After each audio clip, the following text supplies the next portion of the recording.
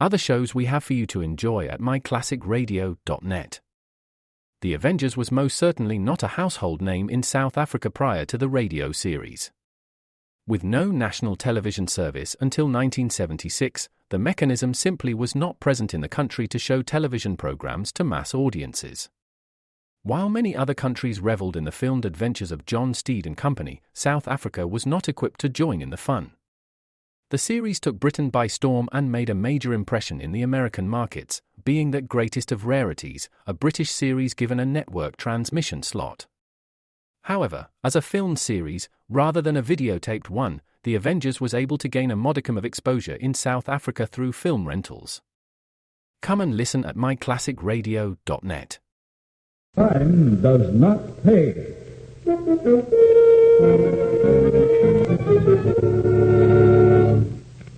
I think you better change your mind, Stone. I told you, Lug, I don't repeat myself, not more than once. The boss won't like it. I don't like this kind of operation. You can tell that to your boss. And you can tell him, too, I'm taking my business elsewhere. You can't do that, Stone. The boss controls his territory. You buy from him or nobody. I buy where I please, and I don't buy hijacked goods. Now, beat it before I have you thrown out. You're throwing who out of where? I told you I don't repeat myself. You're so right about that, Stone. You won't repeat yourself. Gun, you... To me or nobody. Not with a belly full of lead, you won't.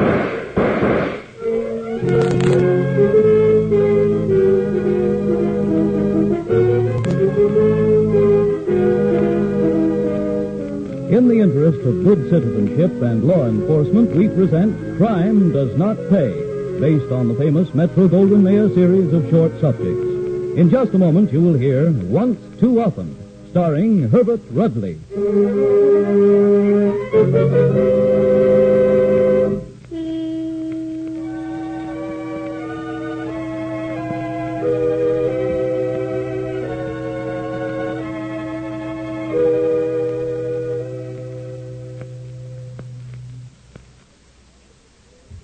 Now, Crime Does Not Pay, starring Herbert Rudley as Ollie the Lug Barker in Once Too Often.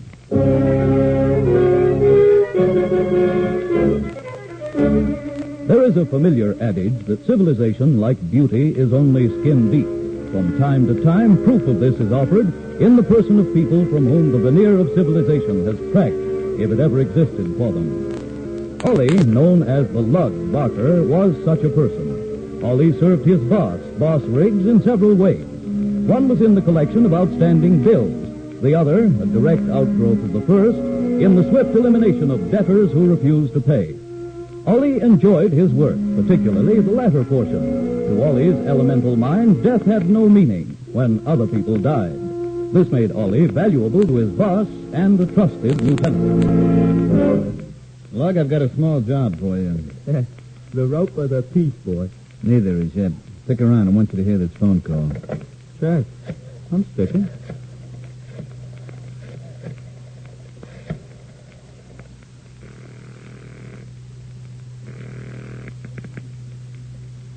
Dave Stone speaking. Dave, this is Boss Riggs. Oh, hiya. Is business or pleasure? Business. Can you use a shipment? What's in it? Mixed, mostly scotch. A few cases of brandy, half dozen imported champagne. You're making tie-in sales these days, Riggs? I can have the scotch if I take the other stuff, huh? It all came off the pier together. Right off the boat and right under the long noses of the customs boys. How much? Legitimate around 10 grand. This way you can have it for 5. That's a lot of liquor. You run a busy joint, you can use it. And more besides. Well informed, aren't you? In my business, I have to be. You want it, you can have it tonight. I haven't got the 5Gs floating around just now. Too many holdups. 2,500 when the lug delivers, the rest in 10 days. It's a deal. Send him over with the truck, around 3:30. He'll be there. You heard that, Lug? I heard. Deliver the load, pick up 2.5 Gs. What's this off the pier routine, boss? We hijacked that stuff night before last. It's hotter than a pistol. What Dave Stone don't know won't hurt him. And I want to unload. Hijacked liquor is unhealthy. Make the delivery, Lug, and be back here with the cash by 4 a.m. I'll wait for you.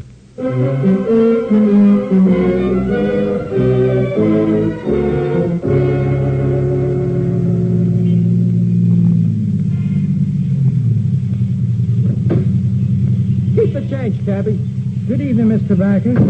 Stone inside? I can't see, Mr. Barker. I'll see for myself. I'm sorry, the club is full unless you have a reservation. Out of my way, jerk. I said I'll see for myself. Good evening, Mr. Barker. All you guys say the same thing. Why don't you change the script? I'm very sorry, Mr. Barker. You see, the rope is up. A very good house tonight. Stone here? I will see, sir. Never mind. Anton, I don't think Mr. Stone is in yet. Now I know he's here. And he's wise. You wouldn't come off the street in those 50-cent tips if you didn't have orders. Please, Mr. Barker, disturbance is not necessary. Out of my way, squarehead. I'm seeing Stone before he gets a chance to land. And I know the way. I've been here before, remember? Mr. Barker, please, Mr. don't go in Barker, I there. beg of you. Lug.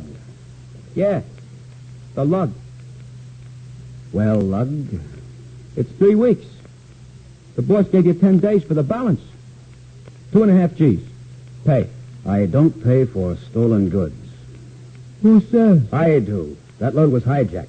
They took me for $2,500 on it. Okay, that's the way the game's played. I take my chances buying from Riggs. He takes his chances on getting paid for stolen liquor. The boss don't pay me for arguing. I want the dough. No more. Period.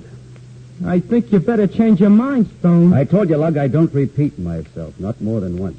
The boss won't like it. I don't like this kind of operation. You can tell that to your boss. You can tell him, too, that I'm taking my business elsewhere. You can't do that, Stone. The boss controls this territory. You buy from him or nobody. I buy where I please, and I don't buy hijacked goods. Now, beat it before I have you thrown out. You're throwing who out of where? I told you I don't repeat myself. You're so right about that, Stone. You won't repeat yourself to me or nobody. Not with a belly full of lead, you won't.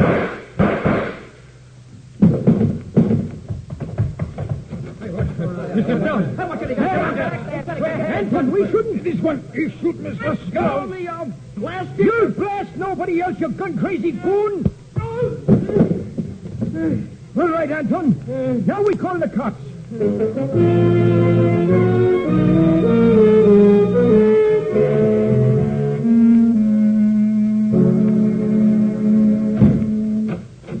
Sit down, Barker. I want to talk to you. Who are you? Assistant District Attorney. My name's Fulton. The one what invented the steamboat? Cut it out, Barker. You're in no spot to get fresh with me. Well, I'll get out of this rap. Just wait. Not a chance. 2 witnesses caught you at the scene with a gun in your hand. The boss will fix the rap. You can't fix a killing, Barker. You've been around long enough to know that. I've been around long enough to know that no DA comes down to this stinking jail just to talk. That depends, Barker, Oh, what? on what we might talk about. I thought you said the boss couldn't fix no killing. The boss, as you call your employer, Riggs, can't fix anything.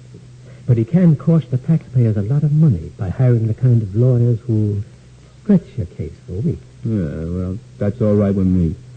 The jury gets sick and tired of them, they're liable to let me off. I've seen it happen. Mm-hmm. On the other hand, they may get so angry at losing valuable time from their regular work that they'll convict you. And a first-degree murder conviction, Barker, well, a man with your record doesn't get pardoned. Okay, Spieler, so get to the point. You want to fry me. It'll look good next election. I'm not especially anxious to, as you put it, fry you, Barker. No? Well, what then? You making with a deal? In a way, I want a conviction. You don't want a fry. Now, there may be common ground someplace in between. Look, mouthpiece, them fancy words mean something, I know. Suppose you spell it out for me. Nice and slow. We don't have to go to trial at all, Barker. One minute you got me all strapped in a hot seat, next you say I don't even have to go to no trial. Make up your mind. The judge might accept a plea of manslaughter. Oh, at last he tells me. Cop a plea. You talk to my mouthpiece? Riggs hasn't hired one yet. I'm talking to you. I gotta see a lawyer. You guys got too many tricks. Now, look, this is very simple, Barker. Even you should understand. Now, look. You stand trial, you'll go to the chair. I don't believe there's any doubt about it. You plead guilty to second-degree manslaughter, behave yourself in prison, you come out alive after not too much time. How much time? Well, it depends on the judge. I'd say about 5 years, no more than 7 or 8. I'm not promising that, Barker, but that's the usual thing. Well, Barker? I don't know. You get your life, I get my conviction. The state saves expense, everybody gets a break. How about it? You know, you sound like just one of those characters at a circus. Step right up, folks. Everybody wins. Nobody loses. This is Everybody no joke, Barker. Killing a man is no joke. Except maybe to someone like you. What do you say? Take it or leave it? You think I'm a dope? Of course I'm taking it. Natch. What else?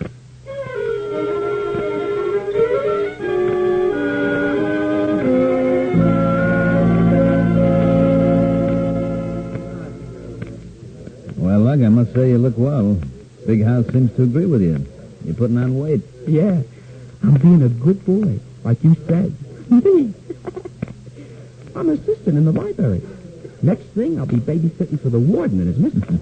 And your spirits are high. Good boy. Yeah. On visiting days, we always have dumplings. Lug, you're all right. Am I? What's cooking, boss? Progress? We're making progress. You've been saying that for almost 3 years. Progress.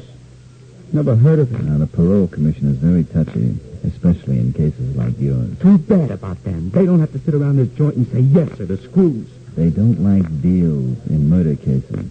Well, it was all legal and everything, wasn't it, boss? Worked out fine. Your friend, the assistant DA, made DA. Now he's on his way to Congress. Yeah. But where am I on my way to? Besides back to a cell. Just a little more time, Lug. I've been a good boy. I'm saying sir till my teeth ache. Easy, Lug. Take it easy. Just a little while more. I'm getting to the commission again next month, and I got a hunch you'll be out before you know it. Hey, boss. Can I come back to work for you like before? You'll be on the payroll again. And I'll find something for you to do. You know I always take care of my boys. Oh, sure, I know. But time's a wasting, boss. Get me out of here. I'm itching for action. Just get me out of here and you won't be sorry. I picked up a few new tricks from the fellas here. So wait till you see me in action again, boss. Oh, wait till you see me in action.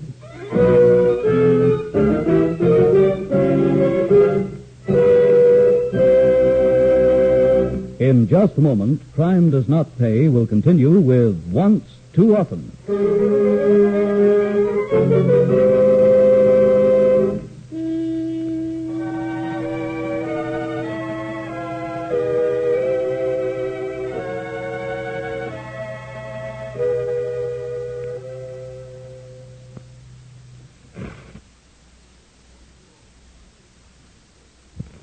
Now we continue with Crime Does Not Pay, starring Herbert Rudley as Ollie the Lug Barker in Once Too Often.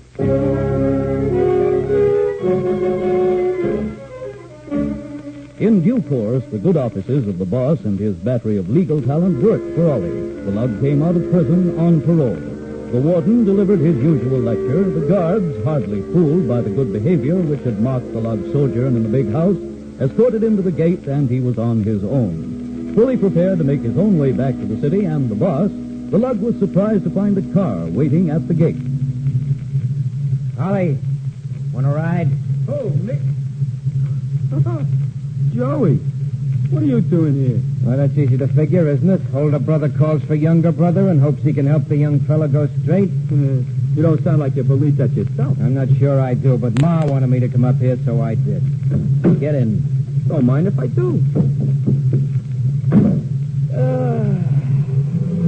Home, James. You want to come home? Could be. Ain't seen the old lady since the day I copped that plea in court. You were lucky they let you off that easy. It was a deal. Connections. You gotta have connections. I suppose you do.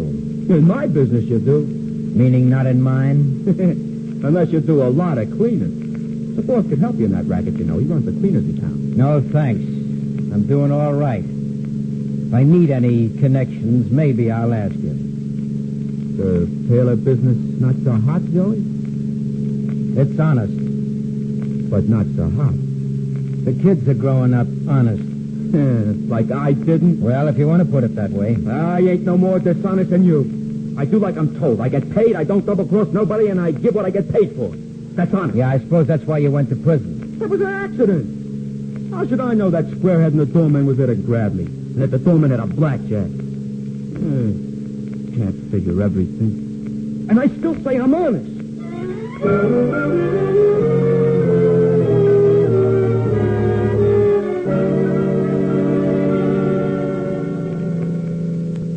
Come on, cut it out, Ollie. You've been sulking for an hour. Okay, I agree. In your way, you're honest. Okay, forget it. Well, cheer up, kid. We're almost home. Yeah, I ain't forgot the neighborhood. Even the same garbage cans like 10 years ago. Pond Ma could move, but, Ma, well, you know how she is. Yeah, I know. I know about Pa, too. He's still coming home stiff on Saturday? He works hard. He's got a right to his relaxation. Even Ma says so. Now she says so. Boy, she used to smack him around plenty. You remember the night she wanted to jump on it with both feet? We had to hold her down? Yeah, well, they were both a lot younger then.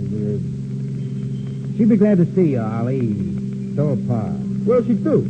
Pray over me because I knocked off a bum who should... Well, what if she does? Will it hurt you to please her?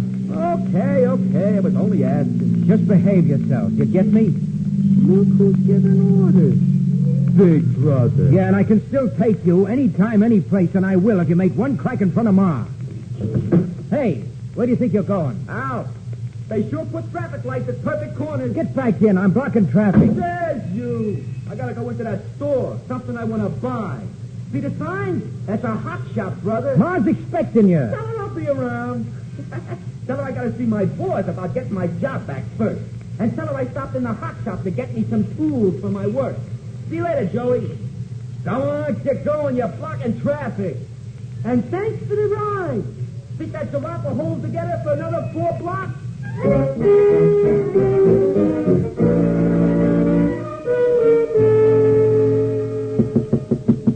Come in.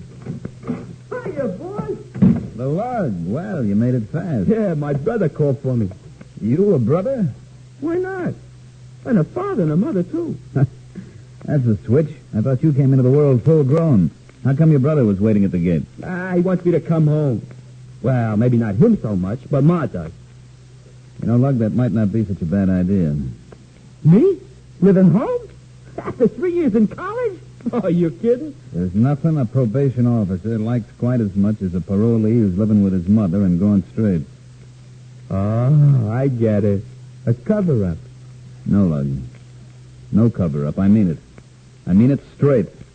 You mean you want me to go straight? I do. Oh, but look at the chance, boys. I live home like you and Ma want, see? Everybody thinks I'm doing okay. Maybe I even work for my brother delivering fruits or something. And all the time I'm doing jobs for you and nobody knows the difference. Sorry, Lug. No deal. But you said... What did I say, Lug? You said I could have my old job back. I didn't say when. I ain't had no action. I'm burning up the... You didn't say when.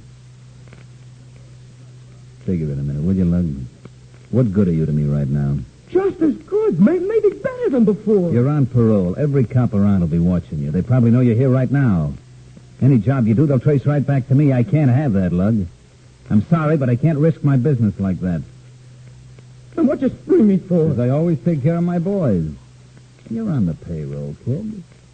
Half pay, but that's not bad. I don't want no dough for doing nothing. You'll be doing something. You'll be staying away, far away from me. One of the boys will bring you your dough every Friday. I want to work. I tell you, I got great ideas. No dice, Lug. You do one job and you'll go back and finish out your term. Nobody's got to know. But they'll know, Lug. Believe me, they'll know. Look, boys, I left Joey at a traffic light, see? On account of because there was a hot shop on the corner, which I knew from the old days. Look what I got, boys. Sawed-off 38, spring knife, got a 5-inch blade. Shells for the 38, besides what's in the cylinder now, an ice pick. All I gotta do is file it a little at the point. Didn't I do good, boys? All this stuff, and I ain't been out 6 hours yet. Lug, don't you know you violated your parole just by carrying these things? You don't have to use them, just carrying them is enough. But you said I'd have my job back, so I picked up my tools. Out, Lug. Out? What do you mean, boss? Scram. Beat it. Blow. In other words, no work here, Lug. But you said... You reminded me about that before. I told you no. Not now, and I mean it. You're through. And if you're not out of here in 5 seconds flat, you'll go off the payroll as well. I do the dirty work. I go to serve. I'm the guy who gets the juice mill. I'm the guy who says third with a spoon. Shut up, Lud. I won't shut up. I won't let you talk to me like I was a school kid. Get out. Now. I never crossed nobody in my life. You got no right to cross me. Any more of this and you won't get out of here alive. Who do you think you're talking to? I'm the guy who knocked off Louis Davis. I'm the guy who took care of Numbers Jackson. I'm the guy who blew a hole in Dave Stone. Nobody talks to me like that. Nobody. You want me to call the boys, Lug? You don't call nobody. Not when I got this in my hand. Lug. A 5-inch blade, boss. Lug. Brand new, sharp as anything. Stay away from me, Lug. Right. You cut me, Lug. You cut me, your boss. You cut me. You bleed like anybody, boss. And all over the rug, too. That's not too bad. Does it hurt, boss? Does it hurt in the belly like that, huh? With a 5-inch blade? Does it hurt? You shouldn't have done it, boss. You shouldn't have thrown me out. You shouldn't have tried to throw me out.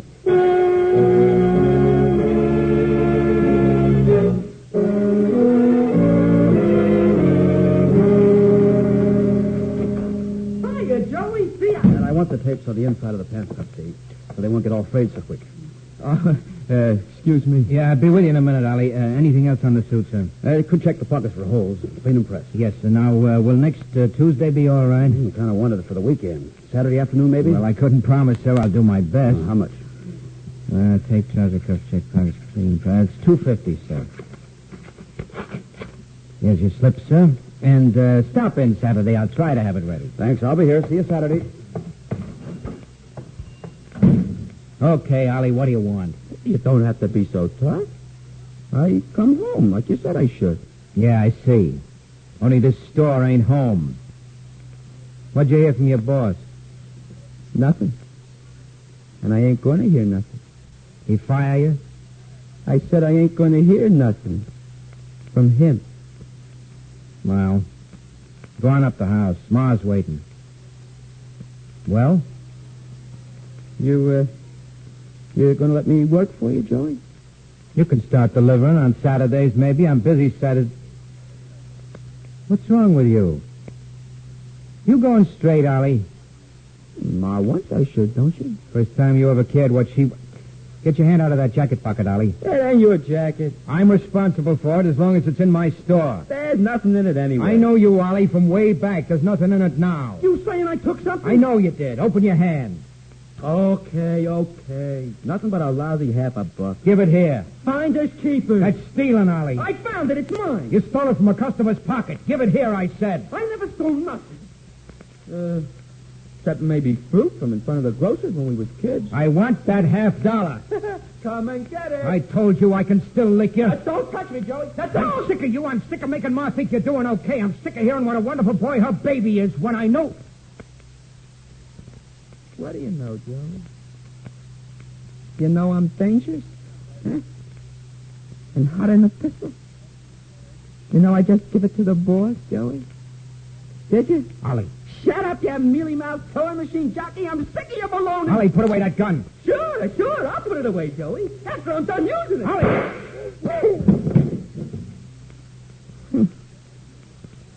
Wouldn't even let me have a lousy $50.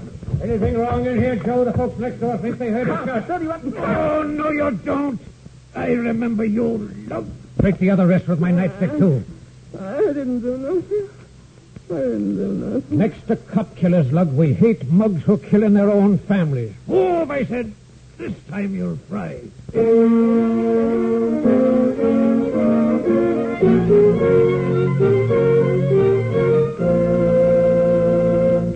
Crime does not pay.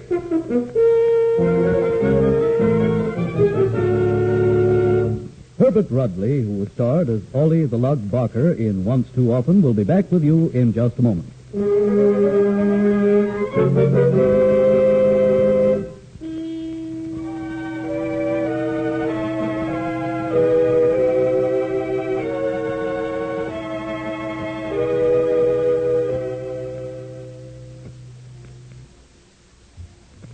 Now, here in person is Herbert Rutley.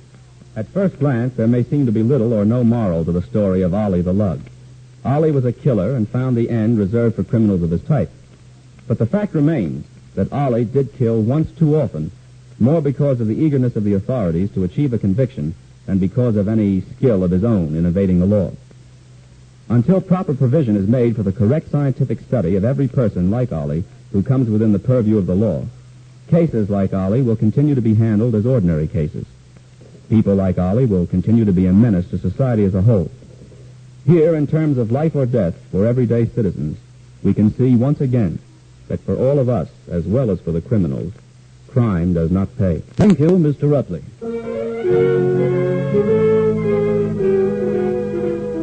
Crime Does Not Pay is written by Ira Marion and directed by Marks B. Loeb, with music composed and conducted by John Garth. Technical consultant is Burton B. Turkus. The events, characters, and names used in the story you have just heard are fictitious.